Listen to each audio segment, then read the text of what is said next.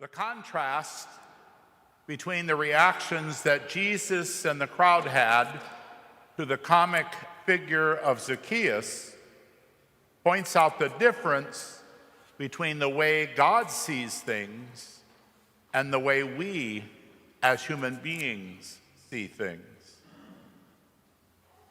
If the story of Zacchaeus were not in the Bible, we could almost imagine that it had been written by a comedy writer instead of by St. Luke. Who knows? Maybe Luke intended it to be a funny story. He puts in a lot of comic clues.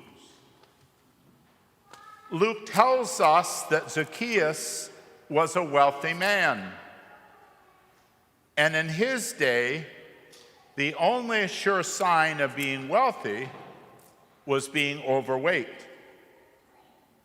Being thin meant that you did not have enough to eat. Having lots of muscles meant that you had to do hard physical labor.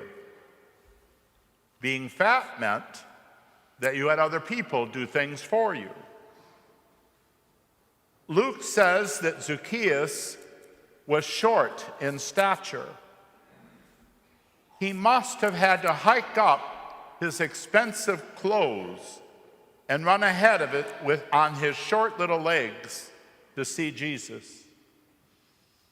Despite his wealth and his connections to Roman power as a tax collector, Zacchaeus did not get enough respect from the crowd to allow him to step to the front and see Jesus. Did Zacchaeus have to jump over and over again to reach a bottom limb? Or did he find something in just the right place to help him get a leg up? For just when it seemed that Zacchaeus could not get any more desperate or the situation any more comical, Luke has this overweight, richly dressed, short man climb a tree just to see Jesus and quickly get surrounded by a crowd. Imagine how all those people must have laughed and teased him when Jesus called him by name and they spotted Zacchaeus up in that tree. But as always, Jesus turned things around.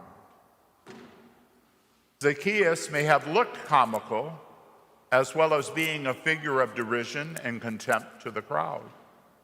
After all, he was taxing his fellow Jews for the benefit of their Roman oppressors. But Jesus did not see Zacchaeus the way the crowd saw him. For Jesus, Zacchaeus was a child of Abraham, a member of his own people, and thus worthy of respect and dignity. All too often, we base our opinions of others on superficial appearances. Our American culture places great emphasis on sleek fitness. Millions of people seem to focus their attention on thousands of weight-reducing medicines and on hundreds of different types of diets.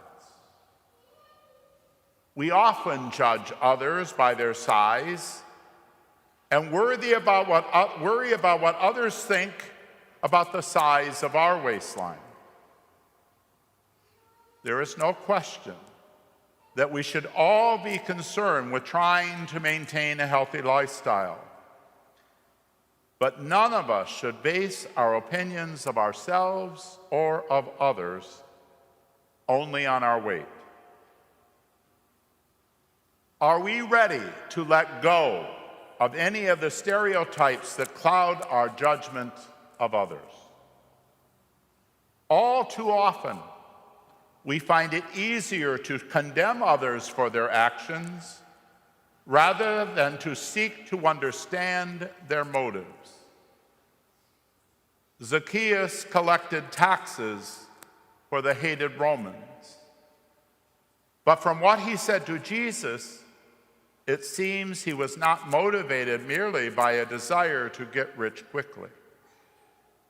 To give half of his possessions to the poor and still be able to provide for his household, Zacchaeus must have been rich indeed.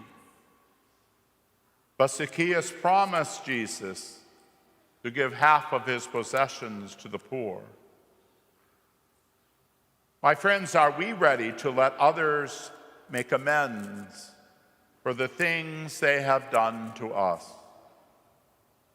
Too often we forget that Jesus sees everything that we do, the good and the bad, the beautiful and the ugly. And still, he respects us and loves us. Whether we think that we look too fat or too thin, too short or too tall, Jesus still loves us as we are. Jesus also loves us so much that he wants to help us become the best human beings we can become. For some, the best one could become might involve exercise or diet. However, for us, it involves a change of our attitudes toward others. Are we ready to offer others the care, the concern, and the love that Jesus gives to each of us this day? Zacchaeus was thrilled, but probably just as surprised as everyone in the crowd when Jesus invited himself to dinner at his house. How thrilled we are, and do we let ourselves be surprised when Jesus invites us to dine with him every time we gather here to celebrate Eucharist? For it is not what we look like or the amount of our possessions that matters to God. Rather, it is where we choose to put our priorities.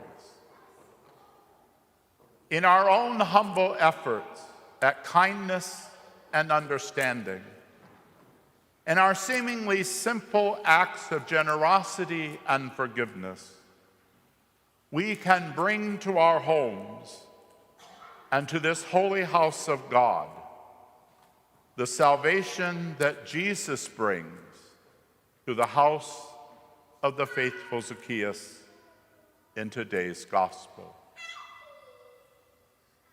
My dear friends, may we always extend the invitation to Jesus to come as the unseen guest into our families, into our communities, helping us make the four walls of our own homes and the four walls of our churches places of peace and safety, harbors of forgiveness and joy, places where God's salvation has truly come.